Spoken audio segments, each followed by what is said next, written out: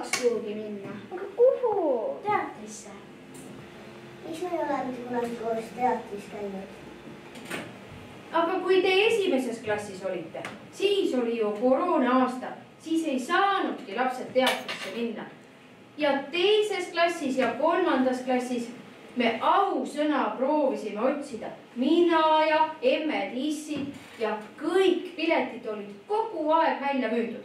Me proovisime Tartusse otsida, Rakverre otsida, Viljandisse otsida, Pärnusse, isegi Tallinnasse. Aga mitte kuskile ei olnud pileteid saada. Õpetaja, lähme selle aasta teatrisse. Aga kuhu? Äkki Vanemuisasse? No vaatame. Marta ja Liisu, see on liiga väikestele. Lennab lõbisüdamed, see on liiga suurtele.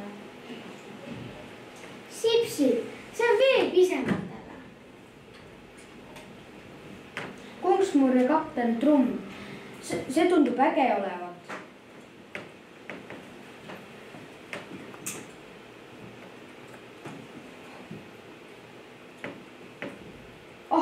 Siin pole meie klassi jõuksi kohti.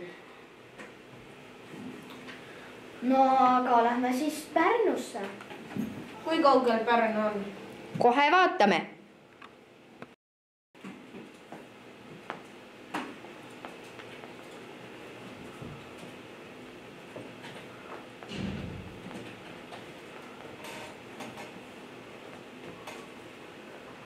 Kakssada 13 kilomeetrit. See on nii kaugel. Aga bussisõit on ka kallis.